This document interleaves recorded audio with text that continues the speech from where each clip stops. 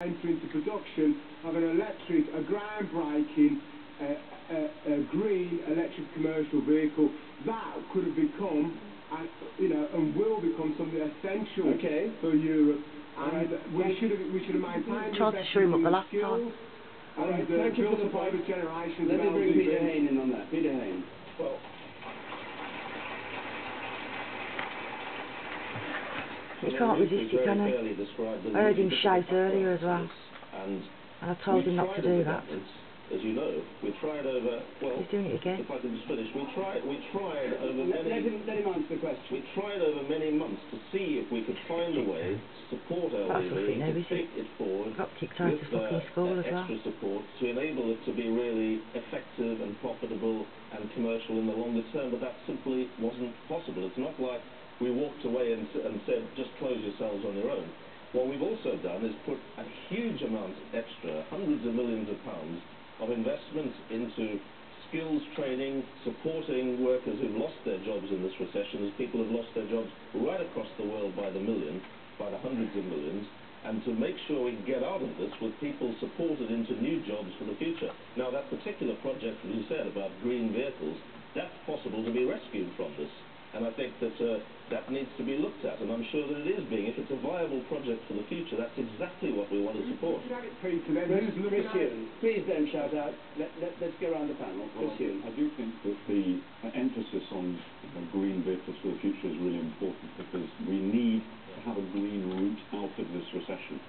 In the 1930s, when we had a very deep depression, we grew out of that depression by developing new industries, electrical appliances, the motor industry at that time, and we grew out of it very strongly. We now need to grow the industries of the future. But the question was whether the government should have saved LDV. Well, I'm afraid I find the problem with governments actually trying to pick winners is that we have 50 years experience in this country of governments being pretty bad at that. Now, what I do think is right is that in the car industry there has been a drying up of finance for people buying cars, a drying up of finance for people buying vans. I know about this because right on the edge of my constituency is the Ford Transit plant, and there's been a catastrophic fall in demand for commercial vehicles. And part of that is because the finance has dried up. And I think that it is right to make available finance to people who are buying vehicles, because that's almost like the banking crisis.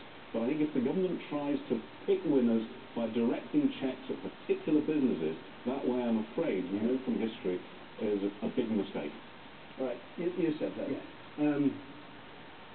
The banks cop and the government running with the financial interest. LDV need the equivalent to Chelsea's wage bill to save them. It's small beer. Just do it. Just absolutely.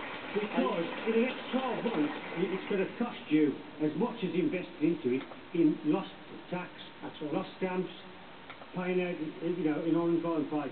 It's economic madness to do what you're doing.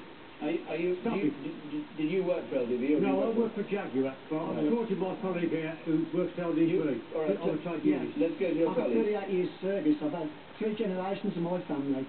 I've worked at LDV. My son is on a 4-year apprenticeship, and he's a toolmaker now. And, it's a real sad time for us.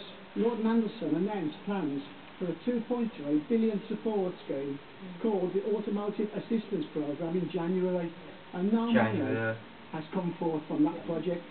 Now, Guy Jones and the negotiating team at LDV have done everything. They've laid everything on the line to try and save this company.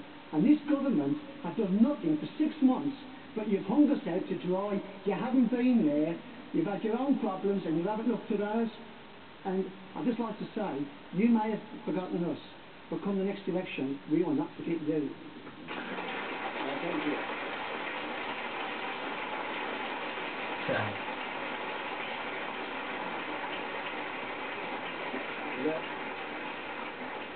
There are 2 members of the panel who haven't spoken. Peter Hain, let's give you the chance to answer that directly. You will not be forgiven for this. If I was sitting in your chair, I would feel the same as you do. What we have to do is to try and find whether this was a viable industry for the future. I'm afraid we failed to do that, and we did try. We didn't walk away, and we had this support. And the alternative, if you don't get a Labour government at the next election, then you and everybody else in this hall will not have a government on your side to take you through this economic recession. And invest for the future. That is the choice. Derek Simpson. Derek Simpson. Right, okay. Far from having the unpopular task of defending people that are responsible, there is some truth in what Peter said. I haven't heard anyone say from the politicians who would have done the right thing, which I believe is the right thing, and that's defended LDV, the motor industry. I've heard talk about, Ruth mentioned Opel and GM. Well, effectively Obama's nationalising GM. Merkel's put millions and probably billions to make sure that Opel, with its new owner, are looked after. We've not even been at the match. We've been on the side. Daves have been involved. We went to the Prime Minister. One small